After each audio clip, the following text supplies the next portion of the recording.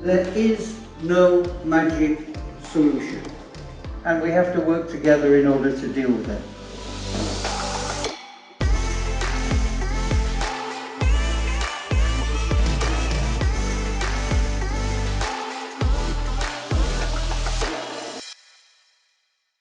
Good afternoon, everyone. We are happy to see you've tuned in for this keynote by Oceanic Global. Oceanic Global inspires us to care deeply for the ocean and provide solutions to protect it. The international non-profit sheds light on humanity's essential relationship to the ocean and empowers individuals, communities, and industry to create positive change for our collective well-being. It's now time to hand it over to Oceanic Global and to learn more about the Oceanic Standard Industry Solutions Program and the partnership between Oceanic Global and Roches to support the institution's sustainability initiatives. And here to welcome Oceanic Global and kickstart the session is our Director of Operations, Jocelyn Favre-Buhl. We ask that for any questions you might have during the session, that you enter them within the question function of your GoToWebinar dashboard, as all attendees are muted. Without further ado, the floor is yours, Ms. Favre-Buhl. Take it away.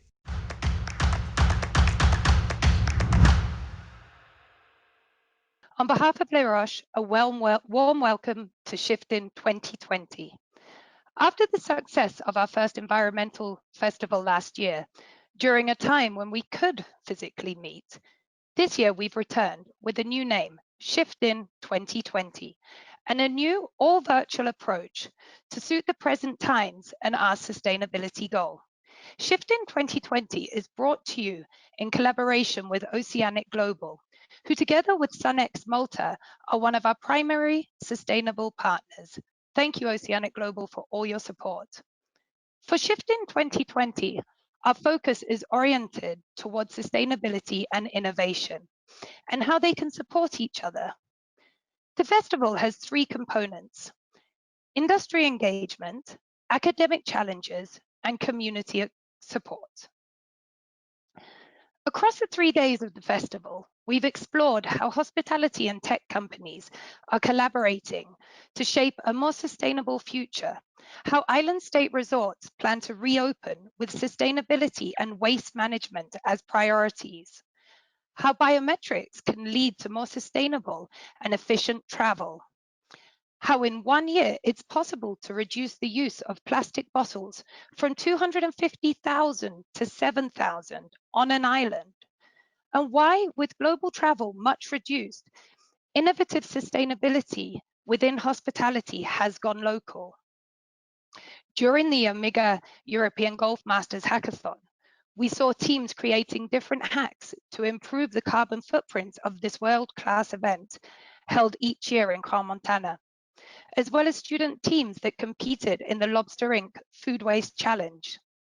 And finally, we've had great fun over the last 2 days delivering virtual workshops to local primary schools, together with our partners, Earth Focus Foundation, Vision Art, and Plastic Free Campus.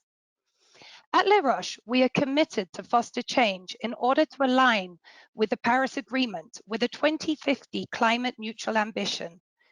Collectively, it is paramount that we achieve our objective of limiting global warming to well below 2 degrees and pursuing efforts to limit it to 1.5 degrees. Due to the global impacts of COVID-19, the hospitality sector, like many others, must think outside the box to meet the needs of the new normal. In many cases, operating significantly reduced budgets. However, we must not lose sight of our unified goal. The roadmap has been disrupted, but with smart, sustainable management, it is only the route to our unified goal that has changed.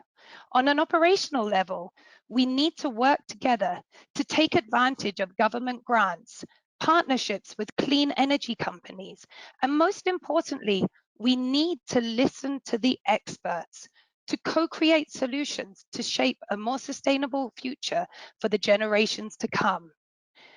As one of the leading hospitality educational institutions in the world, we have a responsibility to teach our students, the future leaders of the hospitality sector, the importance of smart, sustainable management, the importance of using collective intelligence to accomplish both ecological and economical results.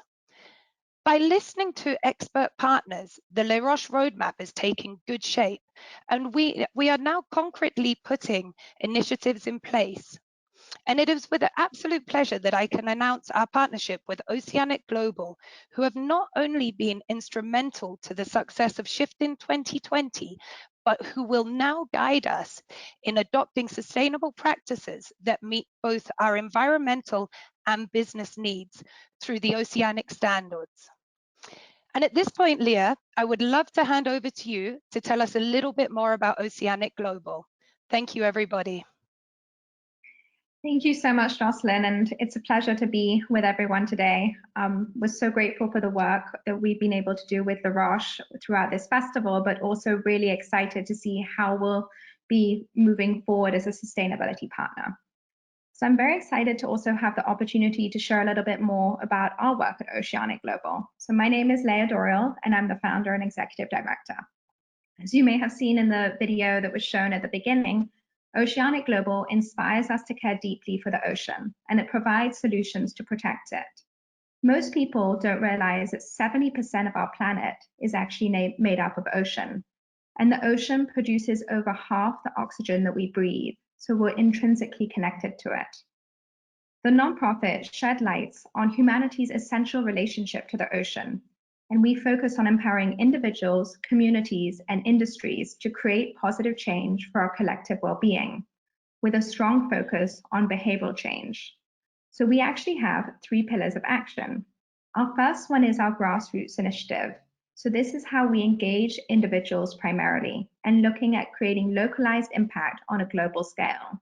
So through this first pillar, we have a regional hub program. We do a lot of different types of educational programming, and we have community and stakeholder partnerships. Our second pillar of action is our industry solutions.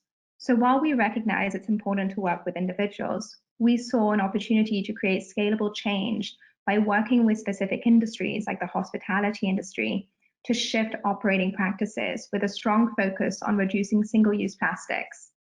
And Cassio, our program director, will be diving into that in a little bit more depth after this. And then our third pillar is our institutional impact. So over the last 3 years, we've actually partnered up with the United Nations to host World Oceans Day, which is on June 8th every year. The next one actually being the Ocean, People and Livelihood. So it's now my pleasure to introduce Cassio Patel, our program director, to share more about the Oceanic Standard, our industry solutions program. Thank you. Wonderful. Thank you so much for the introduction, Leah, and thank you so much to Jocelyn and the Les Roches team for having us. We are so thrilled to be a part of Shift In this year, and as Jocelyn mentioned, also to be embarking on this longer journey of sustainability with Les Roches.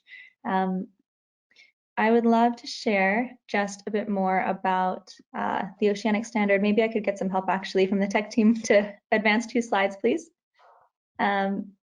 So the Oceanic Standard is our industry solutions program. So we've actually designed this to have 2 components. We have a set of open source resources to help businesses across industries, but especially within hospitality and tourism, to identify best practices to eliminate specifically single-use plastics and waste.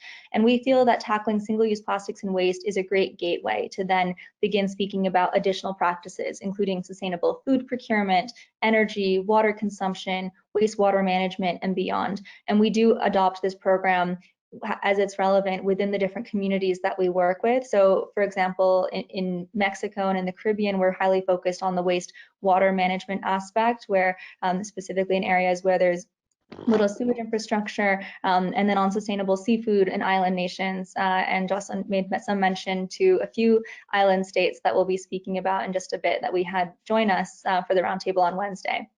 So we do have these research-backed resources, but we also have a sustainability badge verification system. So this is really a consultancy service where we actually work with businesses, hold their hand through this process.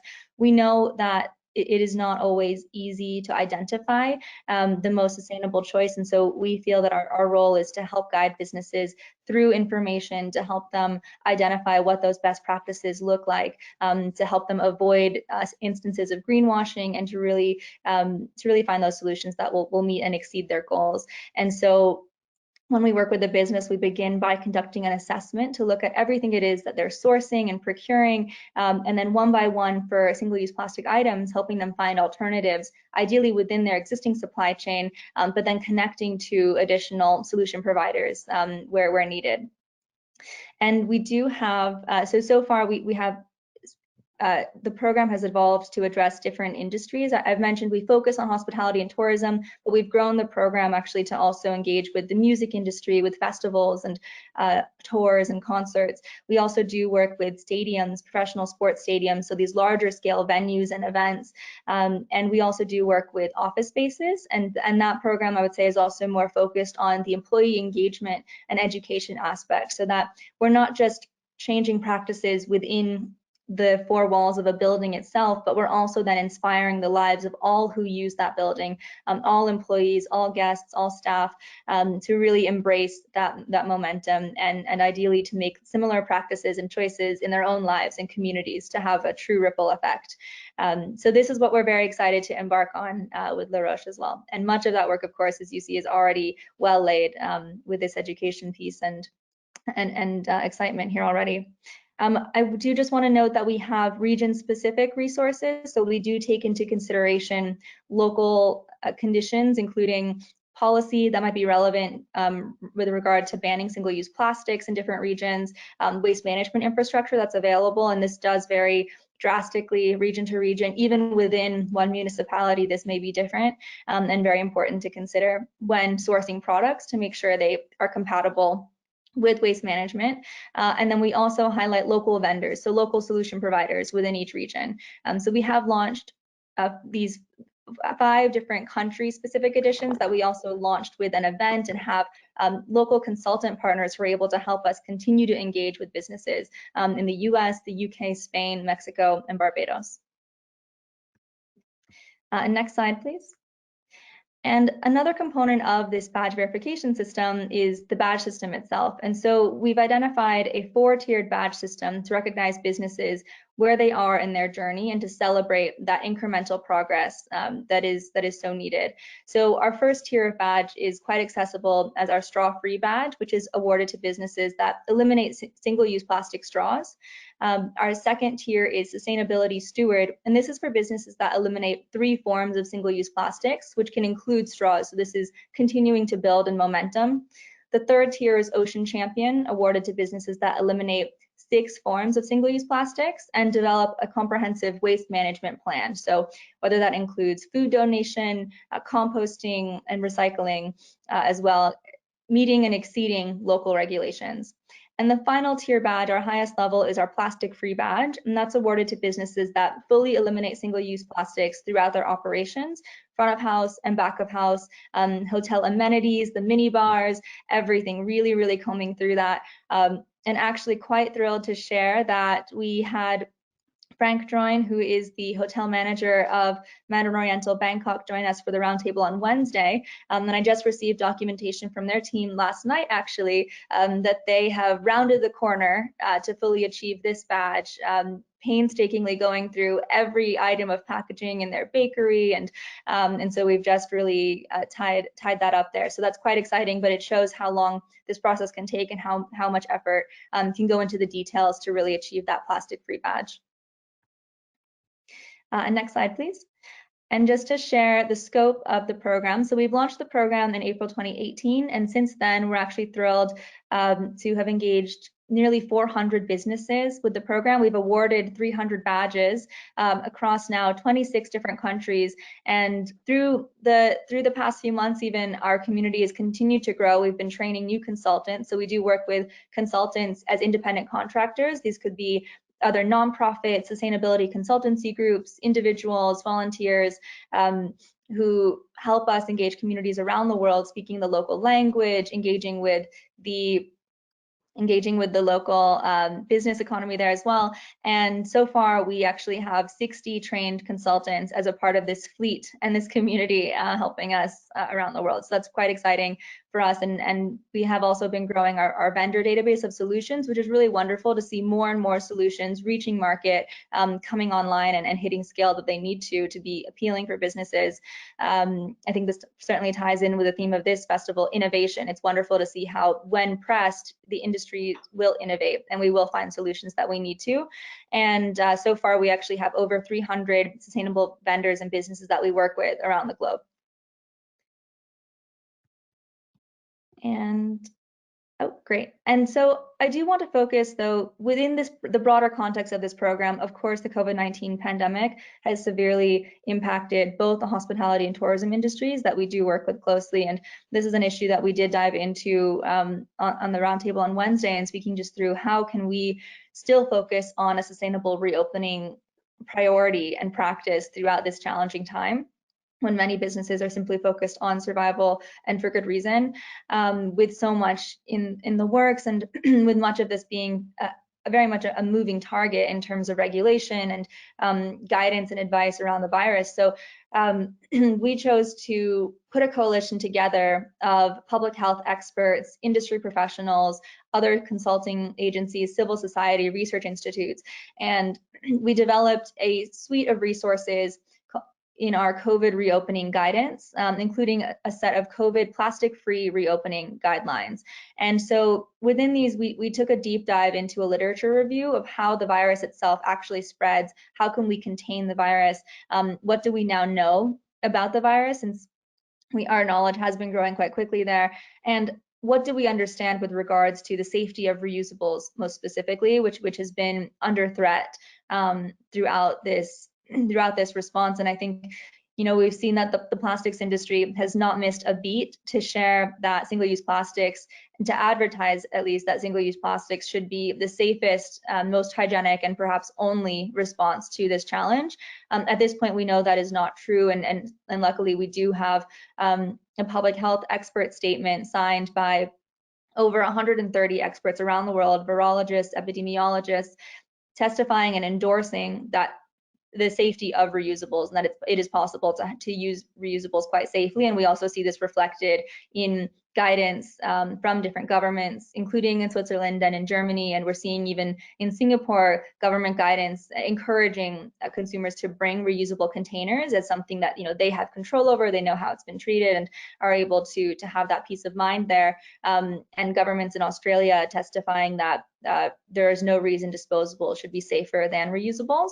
We've also now found through our research that the virus lasts on plastic longer than most materials. So there's much reason to believe that we can be still finding these solutions. And not only are reusables safe, but if that is still not an option, there are many alternatives for disposables. And so we do outline that and walk through that and actually highlight specific vendors, a sample of those 300 businesses I mentioned, who are working around the globe here and providing these services, as well as professional reuse systems. So businesses whose job it is to maintain that highest level of hygiene and safety in providing professional washing and logistics services to be able to offer reuse programs. And many of these pilot programs were launching at the municipal and the city level before we head into lockdown in March. And so it's exciting to see many of these coming back online, a huge focus on reusable takeaway containers for delivery, just across delivery platforms and with restaurants at home. And so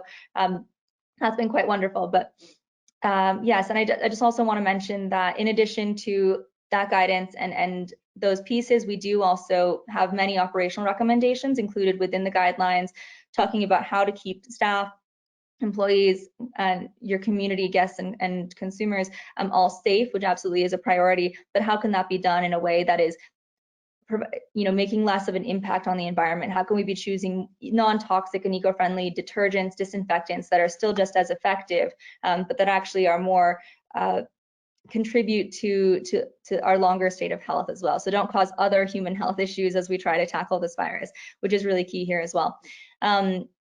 And I just wanted to note that we also touch upon some waste management pieces, talking about food waste, composting, recycling, how the landscape has changed during this period, but how it is just as important as ever to be separating and sorting waste, and that our waste workers have really been on the front lines of this crisis and continuing to keep that to keep those efforts strong, and that the more that we do ahead of time, the more that we do further up the line, the easier it then is for them when it gets down to them. So a couple of notes there, and there's much to still explore, and we can throw the link in the chat as well for those who are tuning in. And can we go to the next slide? Thanks. I think sometimes it works on my end, but not every time. Thank you so much. So this is what I was sharing, the truth about the virus. What do we really know? How does it spread? How do we contain it? And just acknowledging that at this point we can confirm that experts in the field who are studying this identify that reusables can be safe. And just jumping to the next one.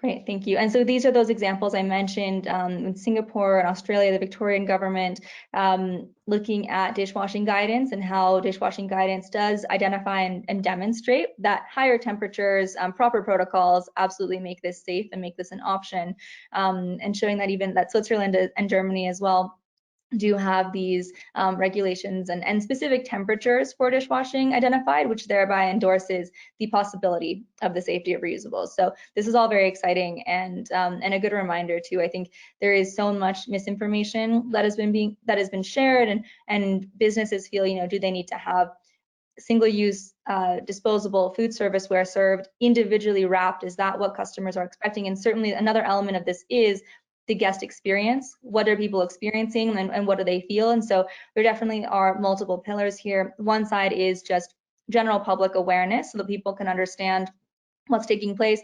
But from the side of the business, if you're over communicative about the cleaning protocols, the actions that you're taking to make these sustainable solutions possible, and then highlighting that this is something that you don't want to budge on because this is core to your values, core to your mission, that also speaks to a large portion of consumers. And that's actually what I want to touch upon in a bit here, is the consumer demand for change, for environmental and social responsibility. Here are just some examples of those reuse vendors that I mentioned, professional reuse services, especially for the takeaway containers, which are in the process of coming online, and it's amazing to see as they continue to do that and to gain traction and to gain popularity. So I think that speaks for itself as well. And just jumping to the next slide. Perfect, thank you. And this just highlights some of the disposable options that we do recommend. A simple solution actually as well for whether this is for a restaurant or at a hotel stage is to only offer utensils that are requested, and so to not over deliver and overshare single-use items that may not be needed, especially if deliveries are made within the room or to somebody in their home where they have those materials. And so that's just one simple way to also save money and reducing the amount of materials that are purchased and then distributed. And then next slide, please. Oh, great, thank you. And I just wanted to give a quick shout out to some of the innovation here, again, in theme of this year's festival. One solution that we've been highlighting here is Sestra Systems, which is one of many businesses that are starting to innovate in this climate and to create contactless, touchless solutions for bulk dispensers of different items. In this case, they have bulk dispensers for condiments, for beverages, for hand sanitizer. So instead of purchasing smaller sachets or having bottled and packaged items, you can still be using bulk, but completely touchless, contactless, and safe and hygienic in that sense. And so really demonstrating what this world might start to look like as we go in that direction, and how we can still make this a possibility to be using bulk, refillable, reusable solutions. Great, thank you so much. And just jump to the next slide there.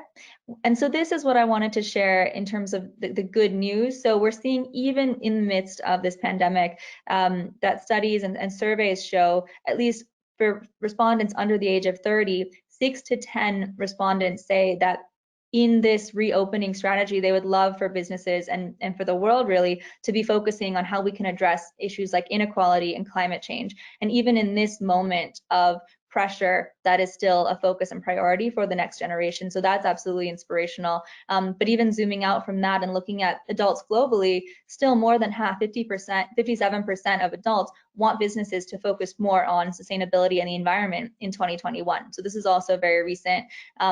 And what people are expecting. We also do know that the younger generations of Gen Z and millennials are willing to pay more for sustainable products and services. This also correlates to brands, and I think especially in the case of hospitality and tourism, when you travel and when you experience life, you certainly attach an identity with the businesses that you frequent. And so if we think about the identity that we're cultivating and the identity that people themselves are cultivating, they want to align with businesses that are advocating for the best in practice for both the environment, for social issues. And so we're starting to see that more and more. All right, thank you. And just jumping to another slide here. So I know I've been making reference quite a bit to the roundtable on Wednesday, which is wonderful. We really took a deep dive into reopening strategies from a few specific businesses, some that we've worked with through the Oceanic Standard program and some that are also new members of the community. We highlighted, as I've just mentioned, the Mandarin Oriental in Bangkok, who have very recently just received their plastic-free badge, which is fantastic. And we also have been working with Sandals Resorts International across their 19 locations across 7 Caribbean islands to shoot for that plastic-free badge. And they're also very close. Christine Young, who's the group manager for their environmental health and safety department, she shared with us too many of the challenges, but the solutions they've been able to identify as they work within the framework infrastructure policy of 7 different islands, which, as you can imagine, has been a bit of a juggling act. But even still, they managed to maintain not only the same level of service, care, and passion, but finding customized solutions in different cases, engaging with community projects, ensuring that as they roll out waste management solutions, they're tapping into what makes sense and what is relevant within each case.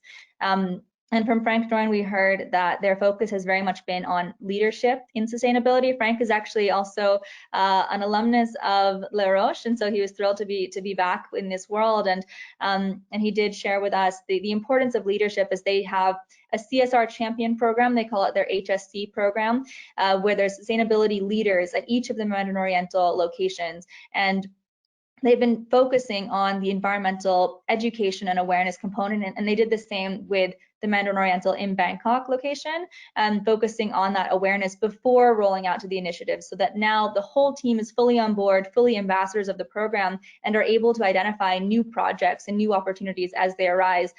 The chefs are actually coming to Frank now with suggestions for how they can be using food scraps to create kombucha.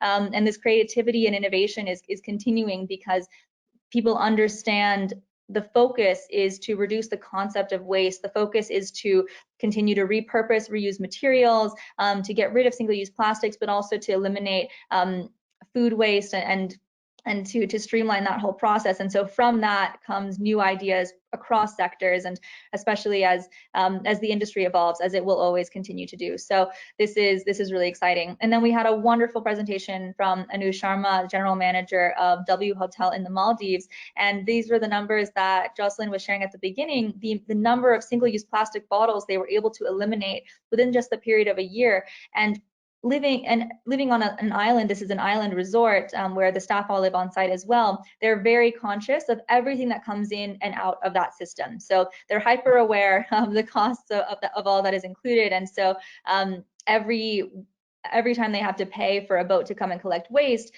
they most directly feel that. And so that really contributed and led to their drive to make these shifts. And it's really wonderful to look at them as an example and a proxy, because the world is itself a closed system. We are just a larger island. We do have specific inputs and outputs, but there's no away, there's no elsewhere. We do need to manage what it is that we have, and with this limited resources that we do have. And so this framing has been really helpful, I think, in sharing how this can be done elsewhere. I also do want to pay tribute to their slogan is "It pays to be green," and in every sense, Anuja shared their fierce determination to stay true to their values, no matter the new challenges that COVID-19 has presented, innovating, finding solutions from around the globe to make sure that they can be meeting their standards of service, brand guidelines and brand standards of Marriott overall, but also to stay true to those sustainability values and to not have to make concessions where they're not willing to.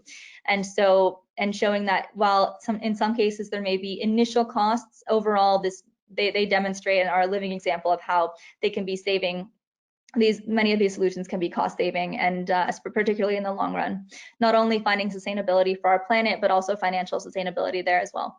And then we were joined by a host of other experts, including La Roche faculty and many of our partners through the Oceanic Standard program, Hervé Houdre from H2 Sustainability Consulting, Simon Martin from the hospitality program at IECD, and Karen Iskin, the founder and CEO of Ecovisa, and our co-hosts there, Andrea and Giovanni from the La Roche team.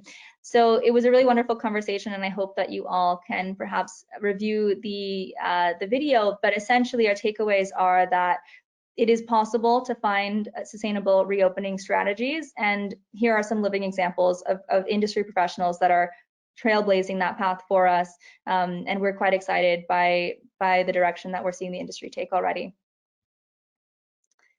I believe that is it from me on the slides. I'd love to pass it to Johan, and I just want to also echo what Jocelyn shared earlier. We're so excited to be engaging with the La Roche community and campus overall in Crans-Montana, and then hopefully to expand from there to support sustainability initiatives with regards to reducing plastic and waste, and to implement the principles of the Oceanic Standard program to support with further education and initiatives. And I think what's happening this week right here at Shifton is such an amazing example, and amazing part of that journey. So really excited to be a part of it. Thank you. Thank you, Cassia. Hi, can you hear me? So thank you, Oceanic Global, and thank you, Cassia, for that. So I've been brought in here to give you a little bit of context on what we've been doing over the last couple of years and what we see as a roadmap for our sustainability goals and our roadmap. We're looking at, I'm just going to give a little bit of background from an infrastructure level, where a lot of the stuff that we've been putting in over the last couple of years are coming to let's say fruition in one way, and also coming to a head, and how we move on with things. Can I have the next? Can I move this myself? No, I can't. Can you move this for me, Franz? Oh yeah, hold on a minute. I'm going to take over that control right there. All right. If we look at some of the progress on the ground that we've made here, just as a background again, we've done a complete energy audit on the school where we understand our energy consumptions, of where they go. And this is natural gas, electricity, the thickness of the walls, the thickness of the roof, all of these kinds of things to start giving us an idea of our 22 facilities on this campus alone. How much water we go through, and looking at all of our installations, start calibrating them and optimizing them, and start looking in how and when we can replace them. And these are, again, this is all on at an infrastructure level. We've also been throwing food waste challenges. But then we start coming to the programs where we're working together with Sophie's group, which is a consultancy business that are helping us out with our ISO certification. So we have a roadmap for that. We're also doing a corporate social responsibility program with the Summit Eurasio. So all of this is helping us out in moving forward with how we can put this into system. And this is where Oceanic Global comes in a little bit. The SunX climate-friendly register is also on the list of partners and programs that we are getting involved with. Another thing that we're doing is we're trying to look at the habits of our users. If there's 1,000 people on campus, how can we take a look at big, especially seasonal and especially individual as well, how we behave, and if we can do anything to change our ways of wasting, what we can learn from this, and if you can break any patterns. And some of them are, again, back to infrastructure, and some of them are due to programs like this with Oceanic Global. Let's see if I can move this slide. Almost.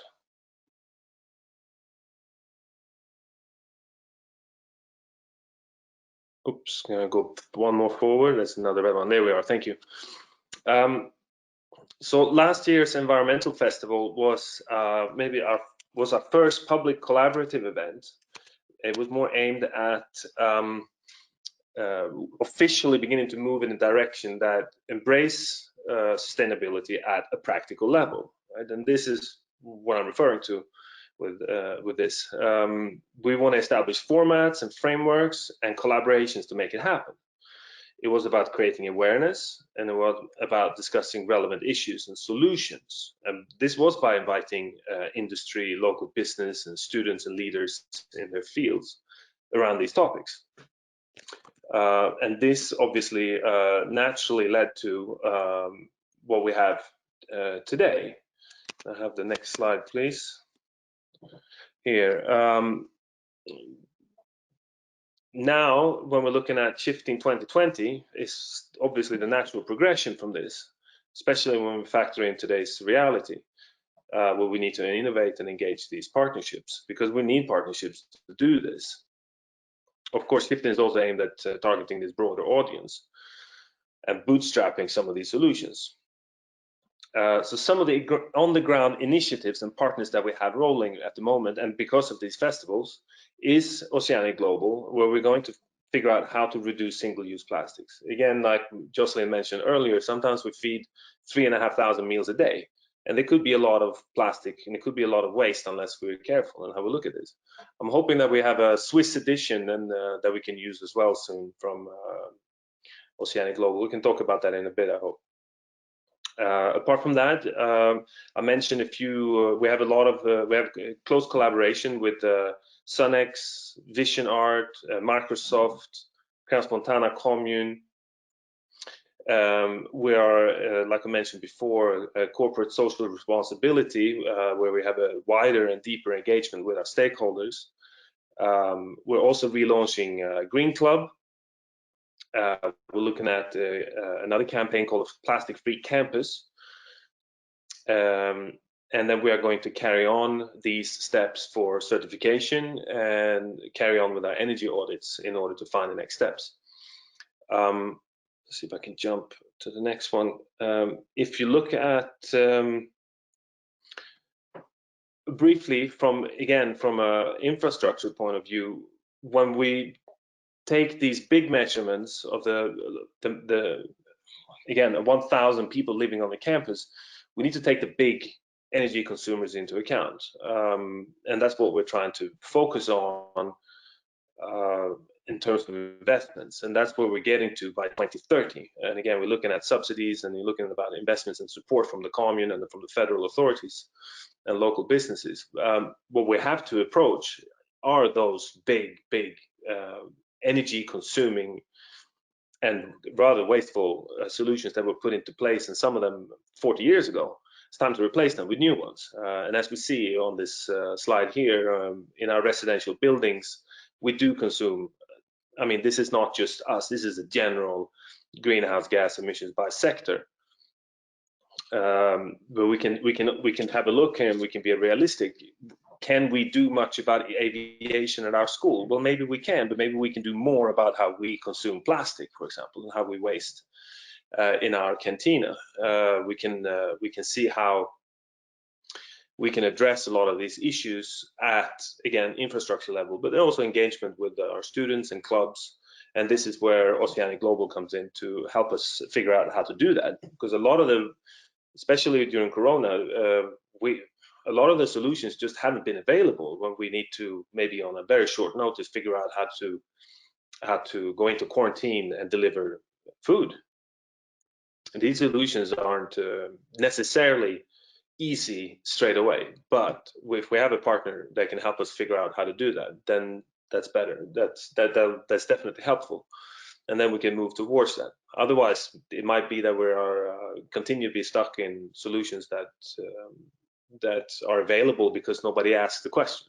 We want to ask the questions, and we want to push it, and we want to move that as well. It is not just about the energy in our houses, and it's not just about the roof. It's also about how we take care of our kitchens and our day-to-day basis in drinks and in bars, in our restaurants, in general. I would like to say that that's about it from me for now. Am I handing this back to Cassia or Elea? Hi, Johan. Wonderful. Yeah, thank you so much for sharing that. And I think it's also really important just to acknowledge the path that you've already been on. You know, you already do have this CSR champion program with leaders in each of the different sites. You've already been going through a holistic energy audit and embarking on the ISO standards, which are very stringent, and so excited to see that, and you know, rooting for you from the sidelines here, and excited to then work more closely, as you mentioned, on the plastic and the waste piece. And we can absolutely create, perhaps with you, the Swiss edition. So we have those localized solutions and waste management solutions. So 100%. I'm very excited to dive into that. And as you said, it may not be easy at the beginning, and I think that is definitely important to acknowledge. These solutions are not always immediately evident and available, and so sometimes it does take doing that research, doing some of that legwork, which we are very happy to help do, and to also just help share best practices from groups that we've seen around the world, and to find those local at-home solutions that may be right in the Crans-Montana backyard. So yeah, I'm very excited to embark on that journey. I think would love to, yeah, Jocelyn, if you have anything to add, would love to also open it to the floor to see if any of our participants do have any questions, and we can start to get to those as well.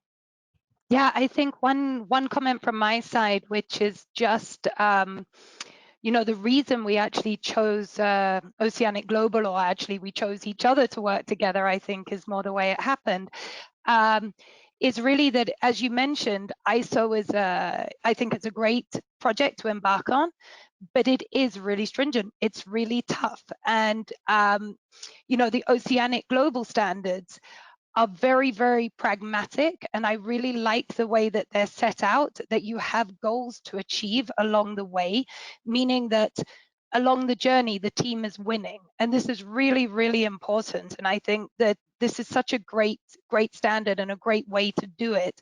And beyond that, it's a piece that will fit within the ISO framework. It's already doing some of the legwork for us to achieve our ISO certification at the end. You know, and I think also I just really like the holistic approach you bring to the standards. I think this is fantastic, and the solution-oriented approach. And I think this is something where we can all benefit a lot. And as you said, you know, it's not just saying you're doing the wrong thing, change. Yes, you're doing the wrong thing, change. But here's a solution. Have you looked at this? Have you looked at this? And it doesn't need to cost more all the time.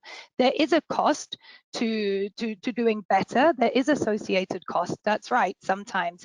But with smart sustainable management, there is also a way to do this and gain on both sides. And I think this is where I really like the Oceanic Standard, that we really dig deep to find the solutions that work in many ways. So I just wanted to add that because I think it's a really important piece for me.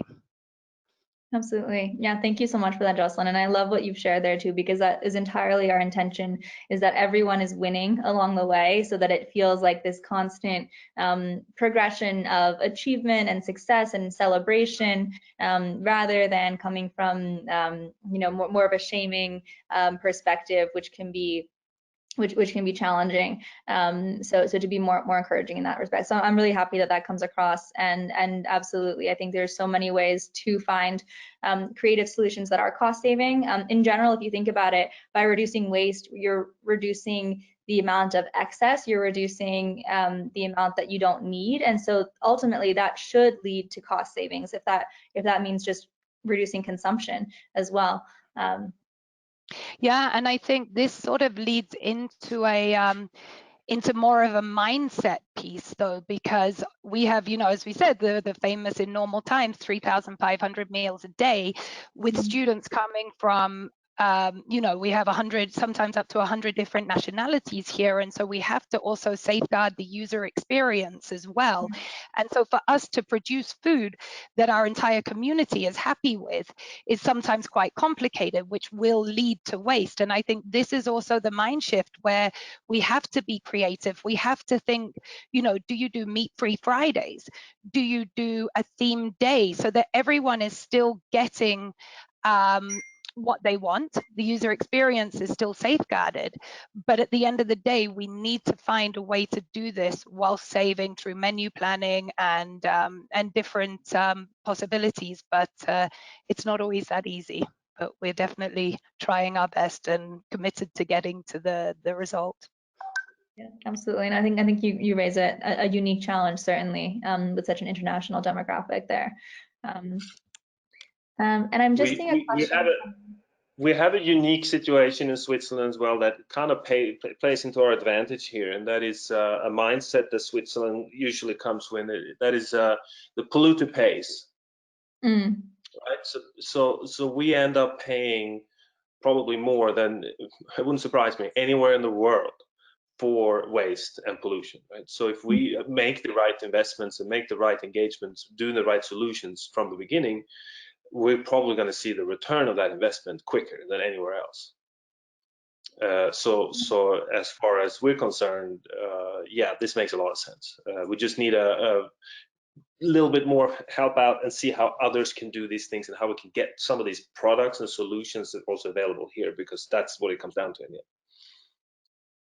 Yeah, that's yeah, absolutely. And I would love to continue chatting with just the two of you, but I think, friends, if you can throw us some questions from the audience, that would be fantastic. I'd really like to see if what the students' point of view is and what they'd like to know more about. I see a quick question for Oceanic Global about where the largest interest is coming from, and I can share. It is pretty global. I mentioned we're across 26 countries now, and much of that is the engagement of our independent consultants and nonprofit partners on the ground in each case. We actually right now have a pretty active program ongoing in both Mexico and in Barbados, where those groups have been focusing more on outreach. I think these are areas where we are still seeing some tourist flow. You know, the businesses are still open, let's say, and so people are actually traveling to go there, and so we are seeing some more interest from there right now. I will say overall, though, we perhaps do get greatest interest, at least currently, from we have most businesses in our folder from the US, because we are based, our headquarters is in New York, and we started actually by engaging businesses across New York City to support the implementation of a straw bill. And so as the city council was proposing the straw bill, they wanted to see how many businesses, well, actually first they wanted to see if businesses would be receptive and would be able to shift and to meet that requirement. And so they requested that we get at least 100 businesses to sign on to endorse this. So we were actually able to get 100 businesses to shift away from single-use plastic straws and to change their procurement, and to then show the city council that this is possible, marketable solutions exist, businesses are ready and willing and able to evolve and will do so. And this will help get others on board as well, who maybe won't naturally be at the forefront of this movement if this policy goes into place. So we're waiting for the final vote on that bill now, but that was scheduled to have been implemented in 2020 had things gone differently. So excited to see as that continues. But I will say it is quite global, but mostly just dependent on teams on the ground. As with everything, it will take some outreach and engagement. And Johan, I think there's a question. I'm wondering if you or Jocelyn could take on I see that. Does Switzerland handle waste management in a good way? I still hear they're often burning it. Well, that's a kind of a big question. It's a good question, thanks. So it kind of depends on the user, right? We can just go ahead and burn everything, but we pay for it. If we want to do it well, then we would end up saving quicker. it's all down to how we treat our waste management. A lot of the times, again, the investments can pay off quicker because we get penalized so heavily for, let's say, bio waste, food waste, for example. First of all, we're being penalized for buying it, then we're being penalized for preparing it, and we're penalized for discarding of it. So if we throw 50% of all the food that we buy, we're going to pay a lot on top of this. So if we can filter out and use biotanks, we have a biotank already, but it needs to be emptied, and then you need to have a truck to come up the mountain and take us down somewhere, and then they slap you a bill. Now the rules are getting tighter, so we are going to get a lot of levies coming on natural gas and also bio waste and waste management in general. So it wouldn't surprise me if we could see our waste bill double within the next couple of years, if we look at from a CO2 point of view as well. The levy is going up, and we're going to be paying probably something like close to 200 francs per ton of CO2. I mean, so that's a lot of money. What you're saying? That's a lot of money, obviously. I'm just, you hear me? You hear me all right, right? Yes. Okay. Yeah, because that's obviously a lot of money. Now, do you feel, and this is maybe particular towards Cassio, sorry, here I go again. Do you feel the biggest change will have to come from the actual consumers driving that change? Because obviously, as you mentioned already in your opening remarks, that because the millennials and Generation Z are more willing to spend for proper solutions or like more sustainable solutions, that they're also going to be looking for that. Obviously, they are ones who are going to take over the marketplace at some point. Do you feel that the biggest shift is coming from the consumers that then afterwards drives legislation to get to the industries, or where do you think the biggest shift is going to be coming? Yeah, I think we certainly do need the action at all levels, and I think what Johan is sharing too is just some of the the challenges when you get into the details of the different mechanisms there. But ideally, if we do have consumer pressure, both on businesses to change their practices, but also on policymakers and legislation to shift as well. With the Oceanic Standard, we use it as our tagline. We make it easier for businesses to do the right thing. That we've been getting more and more involved in policy, and I'm realizing that those who work on policy reform efforts say the same thing about policy. So policy makes it easier for businesses to do the right thing, right. Because they're guided in that direction. There's either incentives or tax breaks or some of these financial mechanisms that a government can put in place to really steer what that looks like, and that will be critical to addressing both our plastics crisis, our climate crisis, and to also specifically call out what those solutions look like. So I think it's definitely at multiple levels there. I think from the consumer side, the best to all of us in the audience, with our consumer hats on, whenever we do see a business aligning with our values and being quite transparent and sharing what it is that they're doing and how they're doing it, the best thing we can do is to give them some love and response and feedback, and to give them reviews and to thank them for that, and to notice, to let them know that it's been noticed and seen and acknowledged, so that they're inspired to continue, especially if there are not currently mechanisms in place to if they're doing this voluntarily, especially. So that's one thing that I would say. And then on the other side of that, to encourage businesses, your favorite restaurant or bakery or cafe that you already are frequently visiting, to encourage them to get on board and to show them how it's possible. And you can direct to our resources. There are many resources out there to help share and to be more eloquent on the issues. But those are two things that I would share. And I think yeah. Yeah, but I mean, if you look at, for instance, lobbyists and people that are having certain influence and power within certain countries, we all know about the sugar. Everybody's trying to bring down sugar as well. So I'm sure there's also lobbyists in certain regimes and countries that are focusing on making sure that we keep that coal, fossil fuel, everything that keeps on being the main source of income for these companies. Obviously, they are needing to shift as well towards a more sustainable direction. But in what sense do you feel that policies are going to be stopped by lobbyists on the back end trying to push their own agendas, and not necessarily, but only for the short term, obviously? Yeah, I think the system is particularly broken in the United States of America, and so I think we see this very strong lobby presence, very clear benefits directly for the private sector, for a very top percentage of companies, and I'm glad to hear that that is different in Switzerland, and with Johan, what you were saying too, that this very strong mentality on the polluter pays.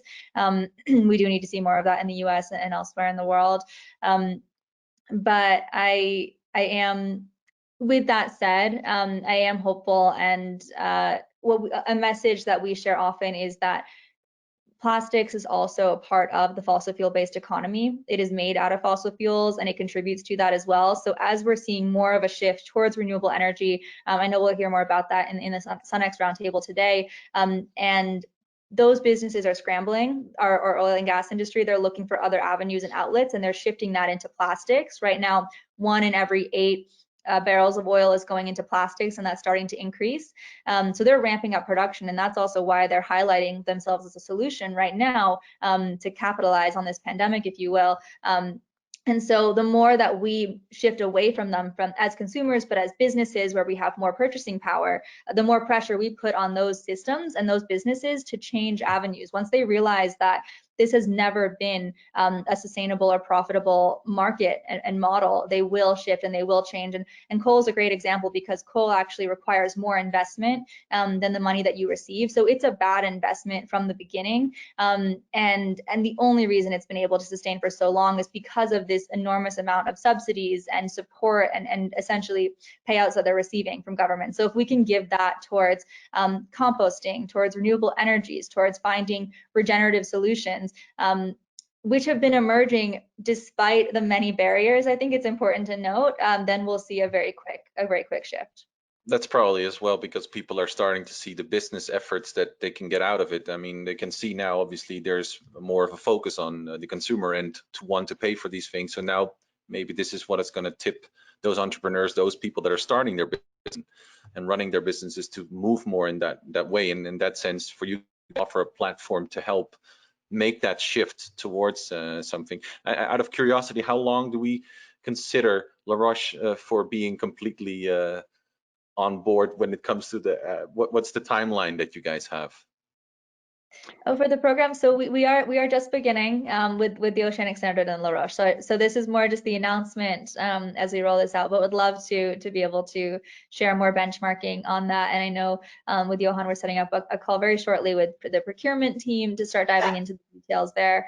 And from there, we can share more of a timeline and an action plan. But all right. So I had a remark coming off Thomas Carrier. I mean, you can still continue on that, but thank you for coming to speak to us today. Do you have any advice to unify students for sustainable efforts / a green club on a campus in lockdown? And this is a general question to all of us. It was cutting out a little bit, but there was a question about how to unify student efforts.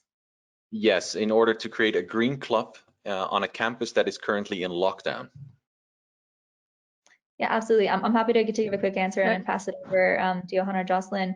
But I think unity is absolutely key, and we're seeing more and more throughout the pandemic coalitions forming, even within nonprofits. It's so easy to get consumed in our own work and in our own silos, but we're absolutely more effective when we work together. And I think we're starting to see the plastics community and the climate change community, at least in terms of activists and nonprofits, are coming more closely together now that clear link is identified and shared. And so I would just recommend that any sort of any student group or any club that is created, that there's some sort of mechanism or broader forum so that the other environmental nonprofits can connect. And this is something that we created the different universities that I was attending, just to make sure that we were able to update each other, even if it's as simple as a social media group or a collective thread, just so that people know what's ongoing and how to support each other's efforts. And that will continue to be a thread throughout life, how to amplify others and be a part of a movement.